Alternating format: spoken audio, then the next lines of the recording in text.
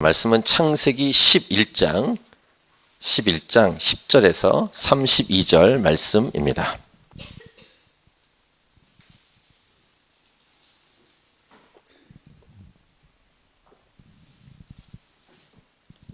오늘 말씀 창세기 11장 10절에서 32절 말씀을 같이 읽겠습니다. 시작. 셈의 족보는 이러하니라.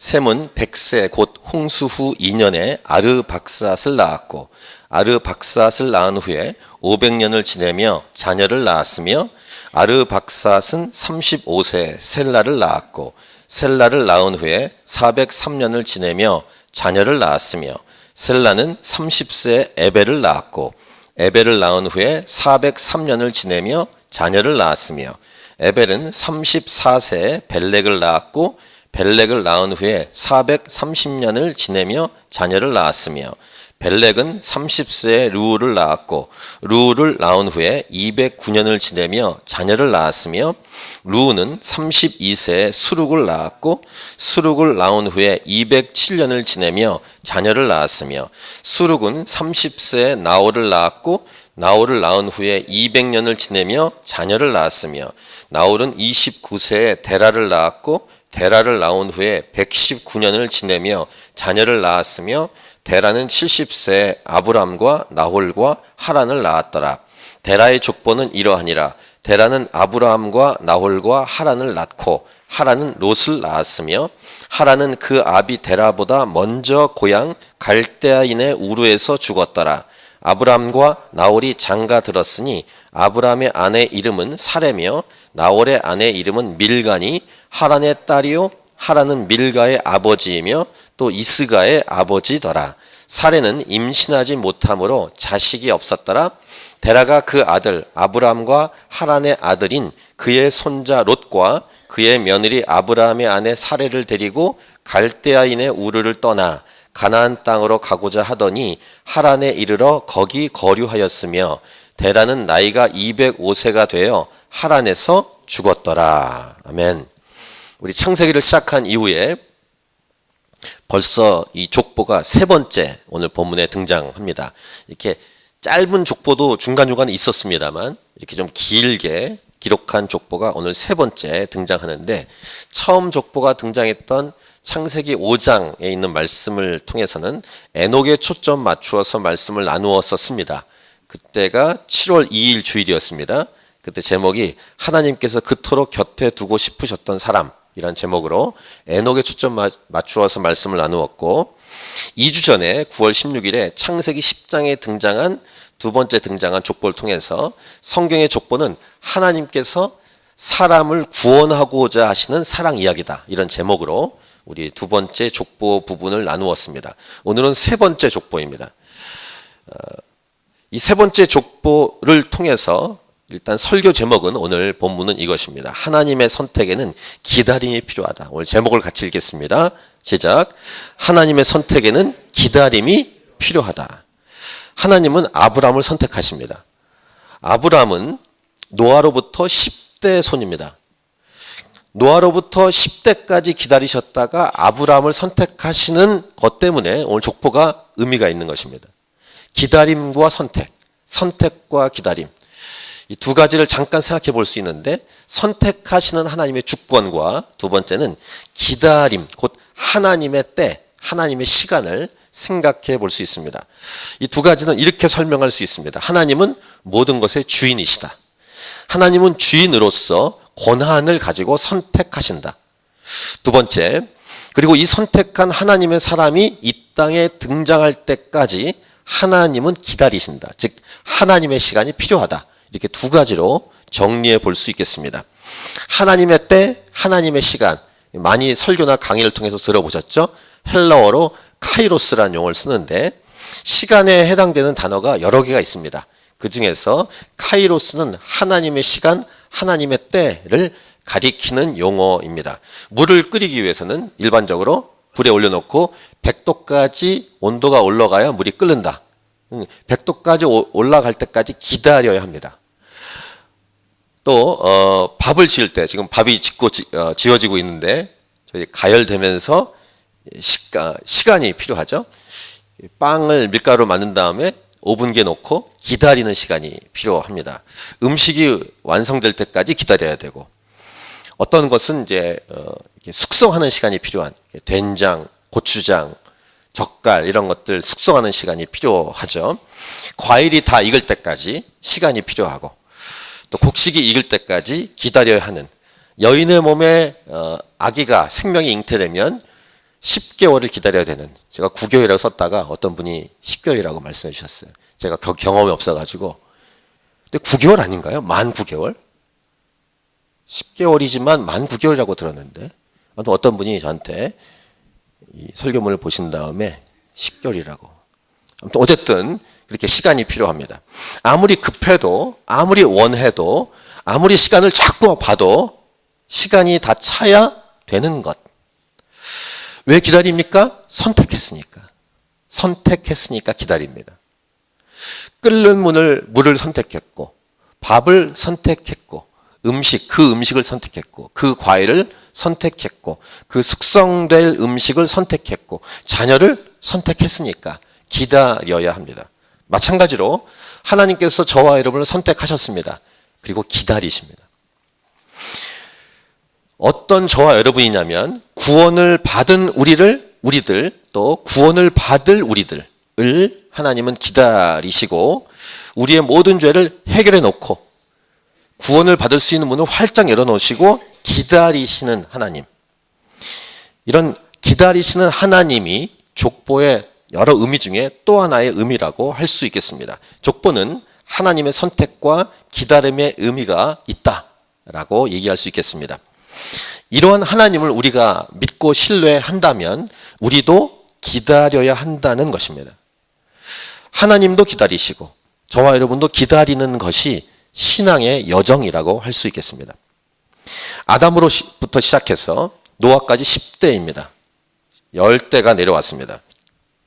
노아부터 아브람까지 10대입니다. 총 20대의 제너레이션이 내려올 때까지 기다리는 것, 물론 끝은 아닙니다. 아브람부터 시작해서 이제 다윗 때까지 시간이 필요합니다. 다윗으로부터 해서 예수 그리스도가 이 땅에 인간의 몸으로 오실 때까지 또 시간이 필요합니다. 또 이 예수님이 아기로 태어나서 성인이 되어서 십자가에 달릴 때까지 시간이 필요합니다.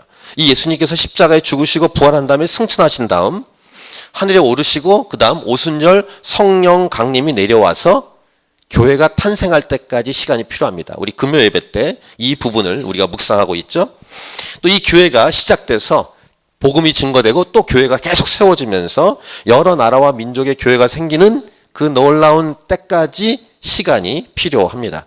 여러 나라의 교회가 일단 그 중동 지역 그 자그마한 도시부터 이 복음이 증거돼 시작돼서 유럽으로 퍼지고 이제 아메리카 대륙 미국으로 가서 우리나라 대한민국으로 복음이 들어올 때까지 시간이 필요했고, 대한민국에 처음 복음이 들어온 다음에 교회가 계속 생기면서 저와 여러분이 예수 믿을 때까지 시간이 필요했습니다.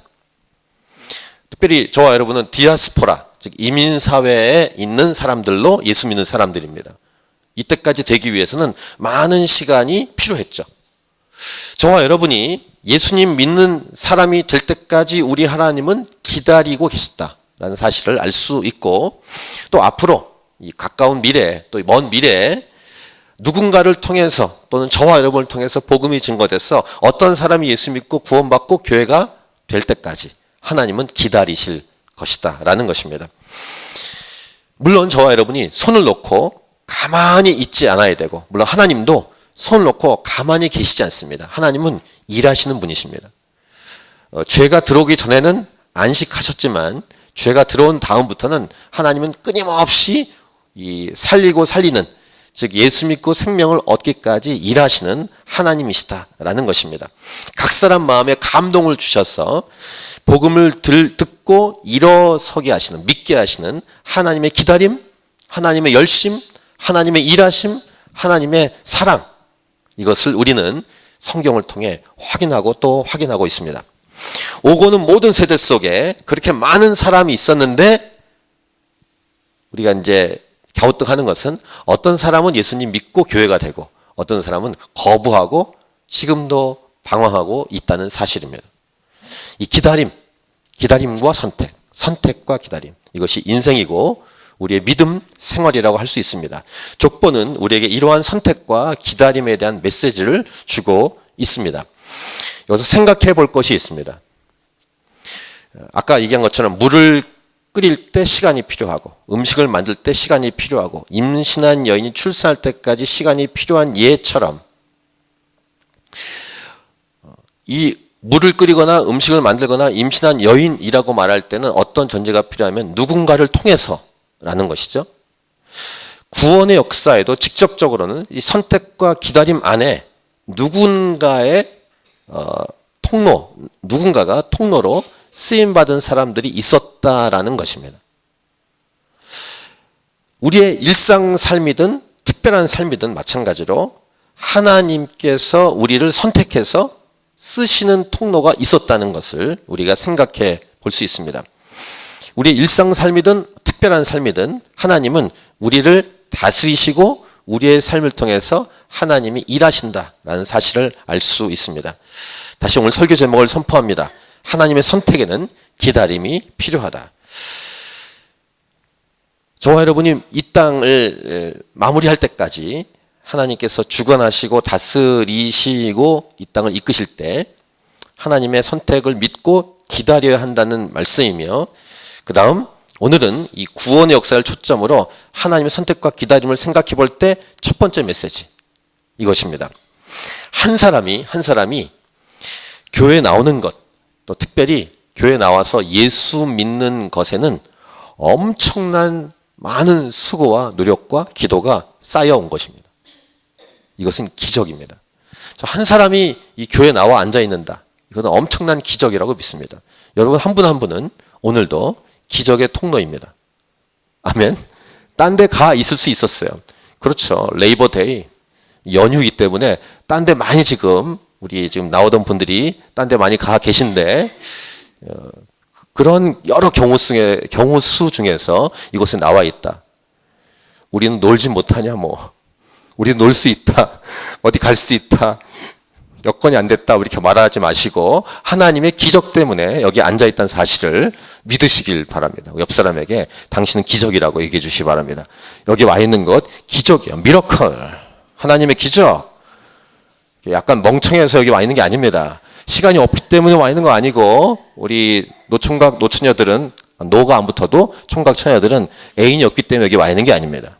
할 일이 없어 와 있는 게 아니라 하나님의 기적 때문에 하나님의 손길 때문에 주일은 빼먹으면 안 된다. 이런 믿음 때문에 와 있습니다. 그렇다고 해서 오늘 이 자리에 없는 분들을 정죄하지 마시고 그곳에서 잘 노시고 또 모태 신앙인 분들 같은 경우는 그 믿음이 그 가문에 시작되기 위해서 누군가의 기도와 노력이 있었을 것입니다. 3대째, 4대째, 5대째 믿어온 가문 그 첫 스타트에는 누군가의 기도와 누군가의 노력이 있었겠죠. 물론 그 섭리, 그 백그라운드에는 하나님의 선택과 하나님의 인도하심이 있었을 것입니다. 이것을 성경에서 얘기하는 것을 정리해서 신학적으로 하나님의 섭리, 하나님의 예정이라고 부릅니다. 저같이 중간에 믿은 사람, 22살에 예수 믿은 21살에 교회에 와서 22살에 예수 믿은 저 같은 경우는 또 제가 믿지 않은 가문이지만 복음을 들을 기회가 가정에서 없었지만 하나님이 누군가를 통해서 저를 교회로 이끄는 손길이 있었겠죠. 저를 위해서 기도한 사람 예수 믿은 이후에 제가 몇 명은 만나봤습니다만 제가 알지 못하는 어떤 사람도 저를 위해서 기도해서 제가 교회에 나오도록 하셨을 것입니다. 이러한 하나님의 선택과 기다림에 아까 잠깐 말한 것처럼 통로가 있어요. 누군가를 통해서. 그것이 쌓여서 쌓여 내려온 것이 족보라는 것입니다. 히스토리, 하나님의 역사라는 거예요.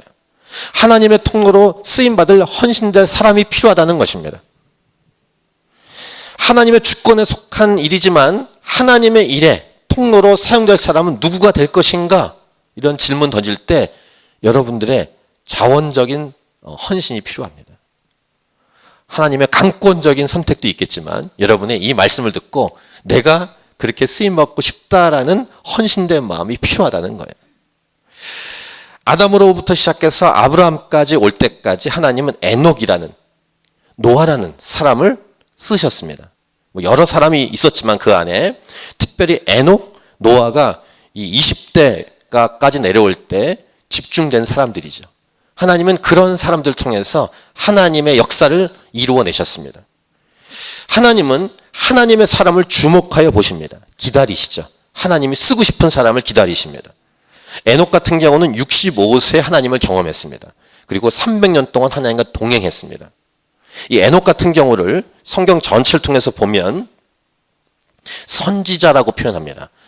외경에 있는 말씀을 인용한 유다서 같은 경우에 이 에녹에 대해서 설명을 잠깐 하는데 새벽기도 중에서 묵상했던 구절인데요. 유다서 1장 14절부터 15절을 잠깐 보시기 바랍니다. 아담의 7대 손 에녹이 이 사람들에 대하여도 예언하여 이르되 보라 주께서 그 수만의 거룩한 자와 함께 임하셨나니 본 거예요. 뭔 거를. 뭘 봤습니다. 수만의 거룩한 자와 함께 주님이 임하신 것을 봤습니다. 그리고 말합니다. 이 하나님이 심판하신 분이라는 것을 얘기하는데 15절 이는 무사람을 심판하사 모든 경건하지 않은 자가 경건하지 않게 행한 모든 경건하지 않은 일과 또 경건하지 않은 죄인들이 주를 거슬러 한 모든 완악한 말로 말미암아 그들을 정죄하려 하심이라 하였느니라 라고 이 에녹이 보고 말했던 내용을 유다가 기록을 하고 있습니다. 즉 에녹은 그 당시에 초창기 역사겠죠. 인간 역사 중에 아담 이후에 7대 손 에녹은 하나님 만난 다음에 하나님의 손에 의해서 쓰임받은 사람이었다라는 사실을 알 수 있습니다. 이런 에녹이 믿음의 눈으로 보라 주께서 그 수만의 거룩한 자와 함께 임하셨나니 이렇게 보고 선포한 이것으로 그 동시대 사람들과 그 이후의 사람들에게 영향력을 끼친 것입니다. 영향력을 끼쳤기 때문에 믿음의 가문이 내려오는 것이죠. 이렇게 보는 것, 하나님이 보여주신 것을 보는 것을 비전이라고 부릅니다. 자기가 막 원하는 걸 하는 게 비전이 아니라 꿈이 아니라 하나님이 보여주신 것을 계시라고 말하기도 하고 비전이라고 말하기도 하고 꿈이라고 말하는데 이것을 보고 자신의 인생을 갖고 가는 것이 자신이 이 땅을 아름답게 잘 사는 비결이고 이것을 부르심 또는 소명, 사명이라고 부릅니다. 이것을 어릴 때 보는 게 좋아요. 나이가 먹은 다음에 보면은 좀 안타깝습니다. 많은 시간이 흘렀기 때문에. 어릴수록 이 비전을 보는 게 중요합니다.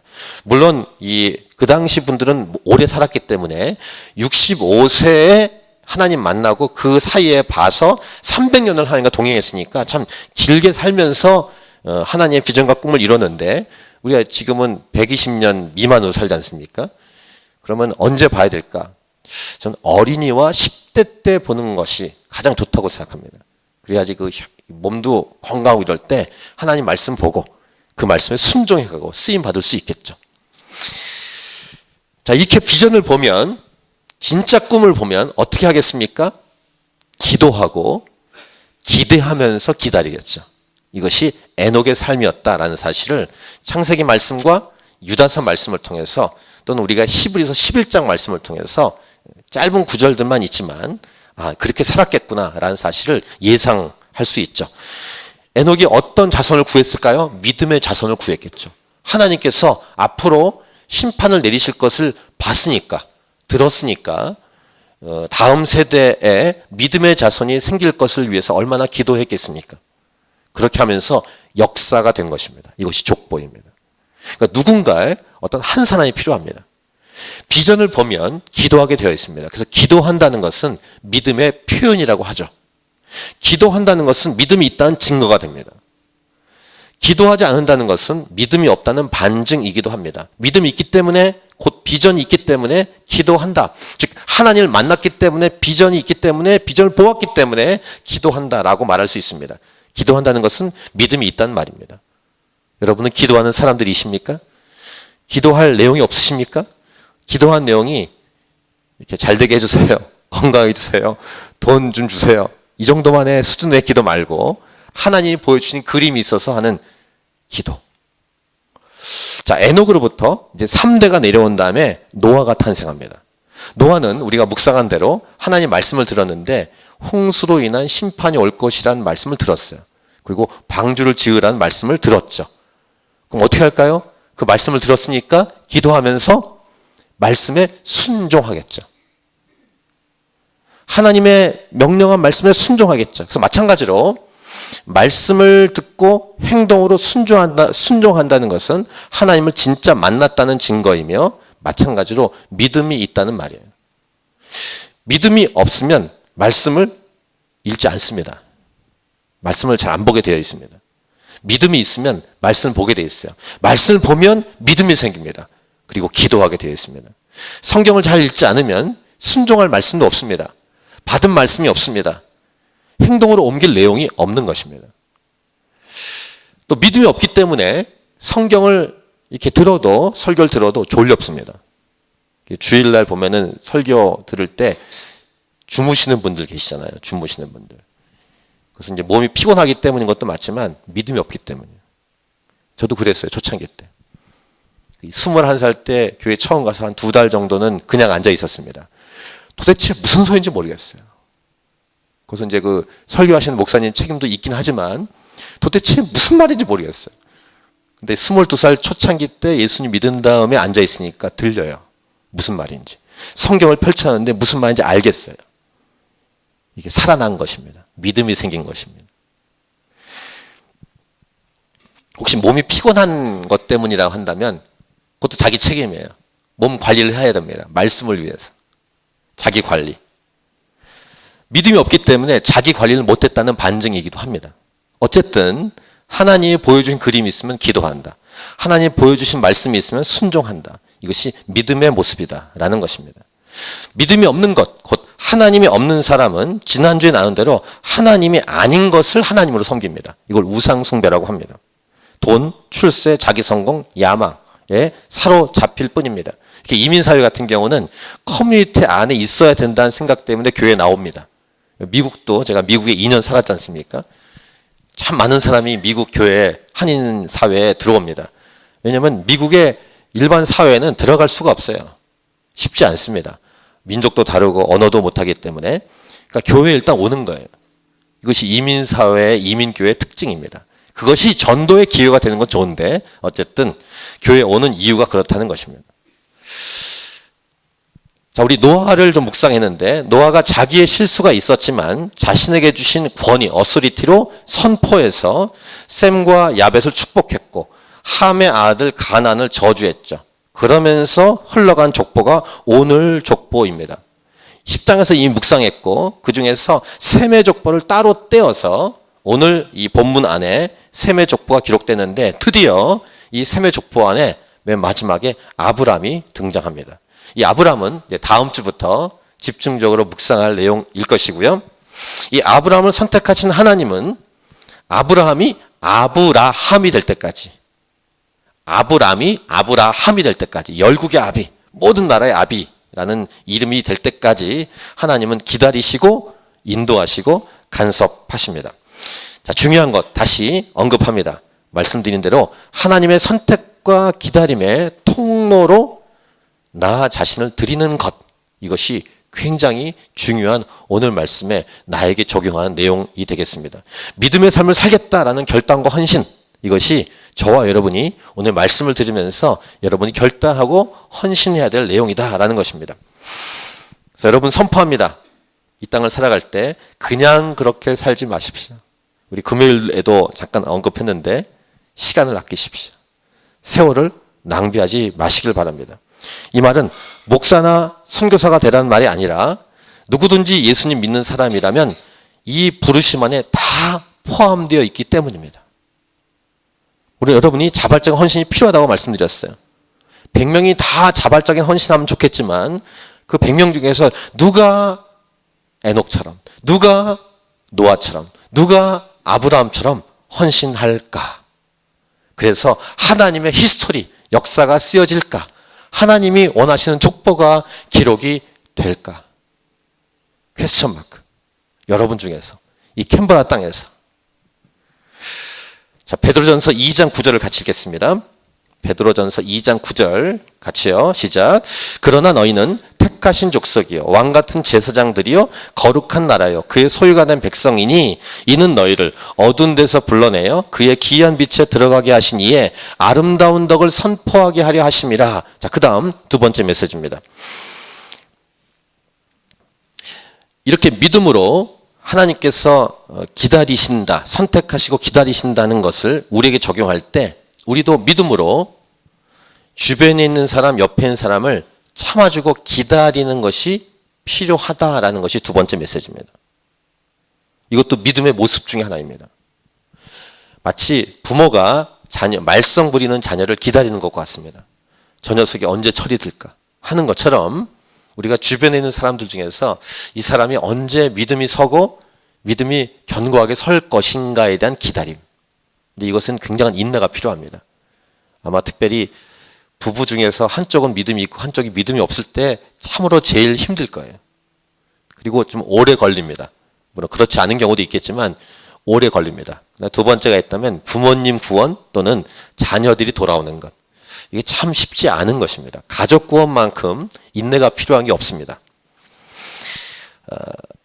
학교나 다른 곳에서도 마찬가지인데 교회에서 생활을 오래 해보신 분들이 아마도 이런 간증을 들어보았을 것입니다. 제가 88년도에 교회에 처음 간 그 교회가 서울 구로구 개봉동에 있는 개봉교회입니다. 그 교회에서 이제 신앙생활을 한 9년 했습니다. 그러다가 제가 온누리교회 옮겼는데 9년 하면서 중간중간에 있었던 간증들이 굉장히 이렇게 주옥 같은 간증이 많았는데 그 교회는 주일 저녁에 주일 예배가 있어요. 그러니까 일반 오전 예배도 있지만 저녁 찬양 예배가 있습니다. 그때 간증 시간이 꼭 있어요.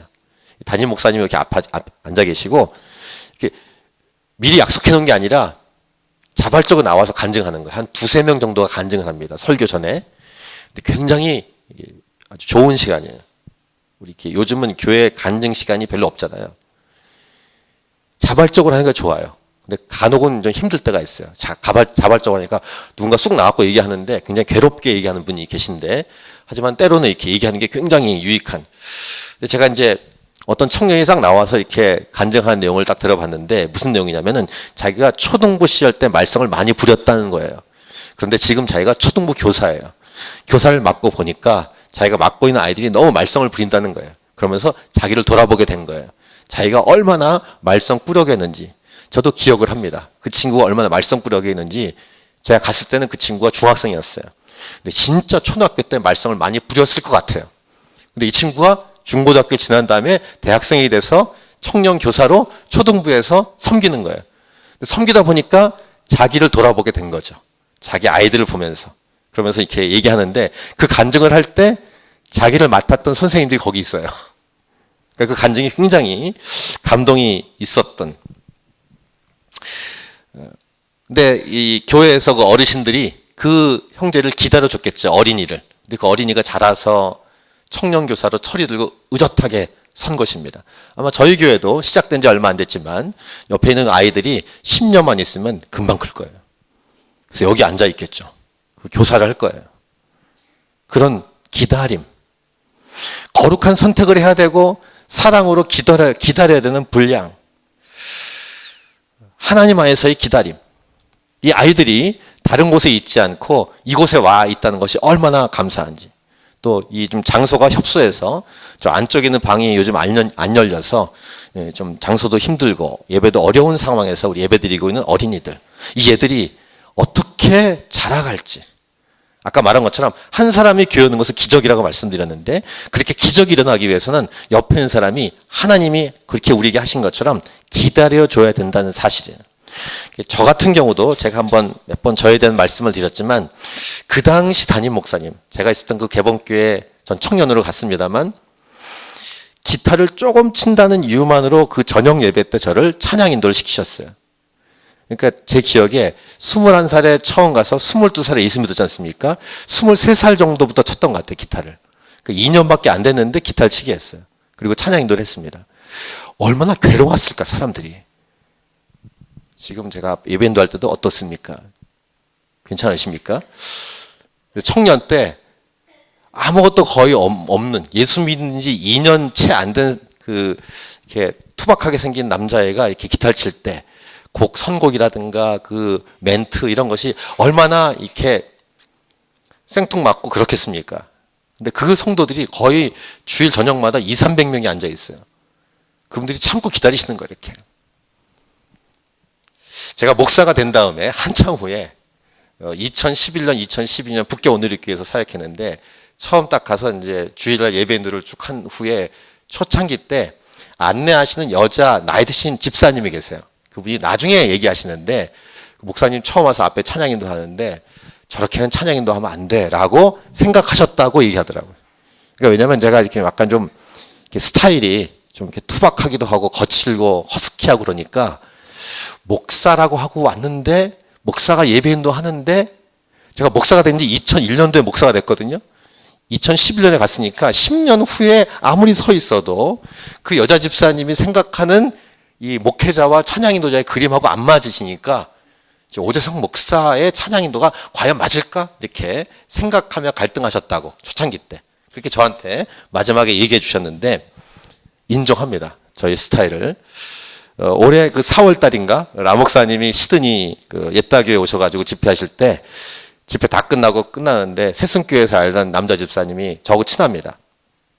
제가 보통 형이라고 부르는데 그분이 저를 보고 아직도 거친 모습이 남아있냐고. 아직도 이렇게 저한테 얘기를 하더라고요. 그러니까 저를 그 당시에 어르신들이 얼마나 많이 기다려 주셨을까 이런 생각을 합니다. 지금 오늘 그 휴가를 받아서 지금 이렇게 퍼스로 지금 가 있고 다음 주는 아마 쌍둥이 형이랑 시드니에서 예배 드리고 그 다음 주에 올 건데 지상 형제 정도면 정말 많이 준비되어 있는 거예요. 원숙돼 있고 이 친구 정도면 나이도 21살인데 제가 이렇게 아무나 같이 못하죠. 제가 얼마나 예민한데요. 아무튼 그 친구가 옆에 있는 것이 힘이 됩니다. 그 친구 정도면은 와 제가 23살에 찬양인도 할 때하고는 비교할 수 없는 많은 사람들이 기다려주고 참고 한다는 사실입니다. 자, 세 번째 메시지예요. 우리의 자녀들을 향해서 특별히 이러한 믿음이 필요합니다. 자녀들을 우리가 선택하진 않았죠. 어쨌든 하나님이 우리 가정에 자녀들을 보내주었습니다. 하나님의 선택이에요.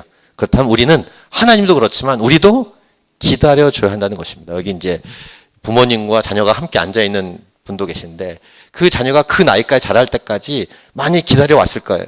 근데 지금도 한참 더 자라가야 되겠죠.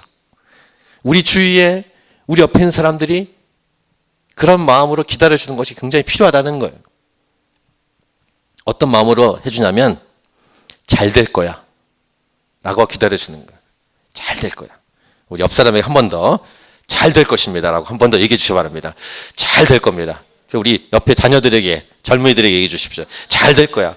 우리 새벽 기도 때 묵상했던 말씀 중에 요한 3서에 이런 말씀이 있죠. 아주 유명한 말씀. 요한 3서 1장 2절의 말씀입니다. 우리 이 말씀 한번 같이 읽고 이 말씀을 서로 축복하겠습니다. 시작. 사랑하는 자여 네 영혼이 잘됨 같이 네가 범사에 잘되고 강건하기를 내가 간구하노라. 한번 이 말씀을 한번 옆에 사람에게 얘기해 주세요. 이 말씀 외우시든지 한번 눈에 보시고 옆에 사람에게 사랑하는 누구여 네 영혼이 잘됨 같이 네가 범사에 잘되고 강건하기를 간구하노라. 아멘.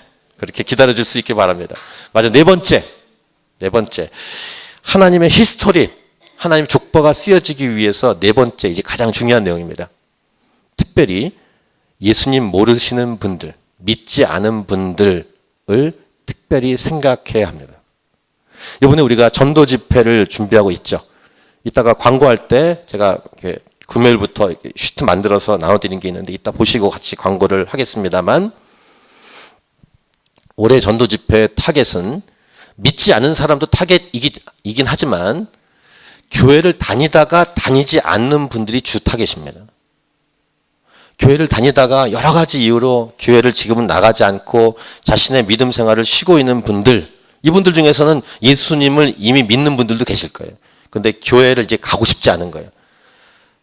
한인교회는 물론이며 호주교회도 가고 싶지 않은 호주교회라도 나가면 괜찮은데 호주 현지교회라도 나가지 않고 그냥 집에만 있는 분들 아마 지금 이 주일 시간에 특별 레이버데이 연결돼 있으니까 가족들하고 놀러가 있을 수도 있고 아니면 그래도 믿음이 있는 분들은 방 안에서 유튜브 켜놓고 어떤 분의 설교를 듣고 있을 수도 있겠죠. 아니면 책을 읽고 있거나 교회에 이제는 가고 싶지 않은 이런 분들을 타겟으로 하는 것이 이번 전도 집회인데, 여기에는 특별한 우리의 기도와 그 다음에 권면과 그 다음에 감싸 안음이 필요합니다.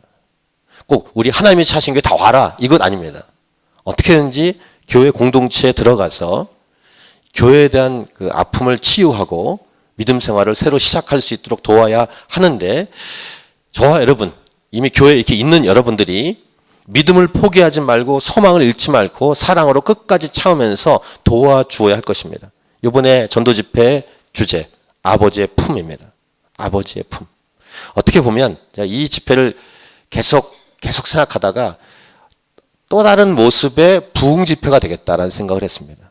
이미 믿는 분들이라면 교회를 다니지 않고 있고 신앙생활을 멈추고 있는 분들을 다시 신앙생활을 할 수 있도록 돕는 것이니까. 아마 주 타겟 말씀, 주 핵심 말씀은 누가복음 15장에 있는 둘째 아들이 돌아오는 모습의 그 말씀이에요. 사실 이것은 회복이 아닙니까? 이미 아들과 아버지의 관계예요. 그런데 집을 나갔을 뿐이죠. 다시 돌아오는 것입니다. 회복의 모습. 또 하나의 부흥이 되겠다라는 생각을 하면서 기도를 하고 있습니다.